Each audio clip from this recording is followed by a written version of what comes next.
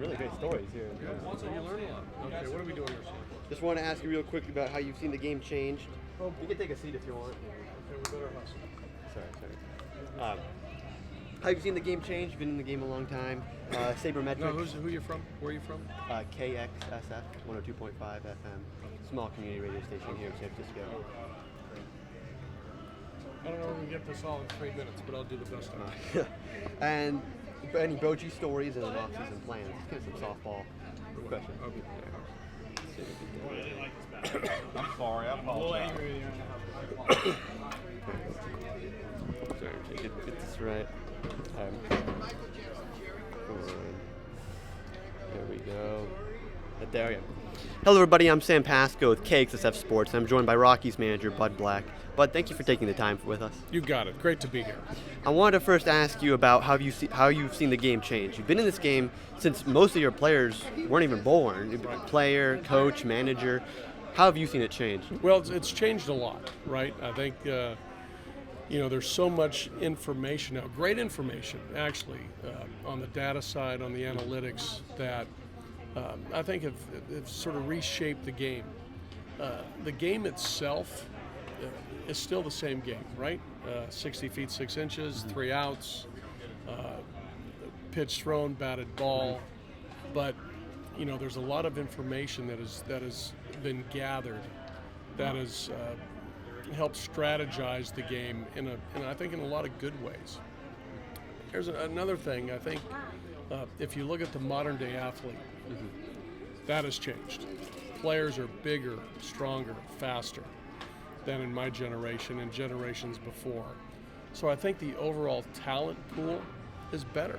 I mean, I hate to say it. There's great players in my generation, no doubt. Hall of Fame players, tremendous players, but we're seeing pitchers' velocities creep near 100 miles an hour. Pitchers are throwing the upper 90s. You're seeing power exhibited by players. The speed of the game is faster. So, I think that the athlete is better. So I think that's a big change, and also the information, the technology, replay, all these things. I think have made the game better. I think the game has been better from the viewership too. Being a manager, in today's game, the game hasn't changed, but the approach of scoring and winning games with home runs now, does that change any of your philosophy or approach of attacking games or constructing lineups? Well, a little bit, for sure. I think that, obviously there's been some, a lot of, a lot of numbers that have been crunched that, that value on-base percentage, that tell you not to give up outs, to let hitters swing the bat. And I do think there's some in value in that. But I also know that there's something about when you get late in the game, when one run can swing a game, when one run can determine the outcome, where a bunt, a hit and run, a stolen base do become valuable. So, if you really look at numbers in the macro, you can see that outs given away by bunts are maybe not functional, but I think there is a part of it. So, anyhow. And definitely with the Moneyball era now, players too are looking at these stats too, where it's not just a few management guys, where they're getting really overloaded with a lot of stats in terms of, strikeout percentage, wins created plus. Do you think that's a benefit to the players, or do you think it's more of just kind of go out there and play? Well, I think if you look at 750 players in the big leagues, during the course of the season, not all 750 are on their computer looking at numbers. Yeah. There are a number of guys who use it to their advantage, who can understand it, who can filter the data, and figure out maybe something that works for them, right? That whether it's a pitcher or a hitter. Percentages and the like. Is it for everybody? No. And I know players that who stay away from that they don't want to become paralyzed by analysis. So, but there is a component that I think it does work for certain players who are able to comprehend it and use it usefully. Transitioning into this series, playing the Giants, the biggest storyline has been Bruce Bochy's last homestand right now, but last season. Do you have any Bochy stories? You guys have been managing a long time. Well, I'll say this: he's a great manager. He's a Hall of Fame manager. This guy's will go down as one of the best managers of all time. And I'll say this without any hesitation, is that he's the best in-game strategist that I've ever managed against.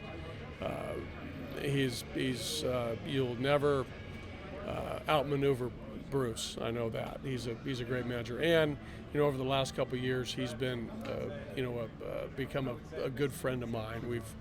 We've done some excursions with some other baseball guys in the off season, which has been a lot of fun. We had one funny story. We were up in Jackson Hole, Wyoming, and we were on a chairlift doing some skiing. And we both had our skis are on, and we're about to get off the lift.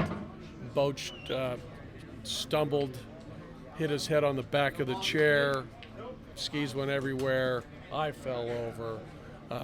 But it's something that we sort of laugh about when we both went down on the chairlift in Jackson Hole. So and good moment.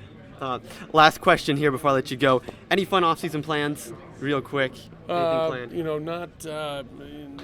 Nothing out of the ordinary. I'm going to head back home to Southern California. Got a new granddaughter. I'm going to Congratulations. Enjoy. Thank you. But some of the normal stuff that we do. I mean, not a lot of traveling. We travel so much during the season, but I'll do a little bit. I might do a little skiing, might do a little fly fishing, play some golf, and obviously stay connected to the Rockies. There's still a lot of work to do in the off season, but we can do it via phone, via email, via text. I'll go to Arizona to the Fall League, and there's a number of things that I have to do baseball-wise, but I think in October a little bit of exhale, and then I'll be looking forward to 2020. Bud, thank you for the time. Really appreciate it. You got it, Sam. Okay, buddy.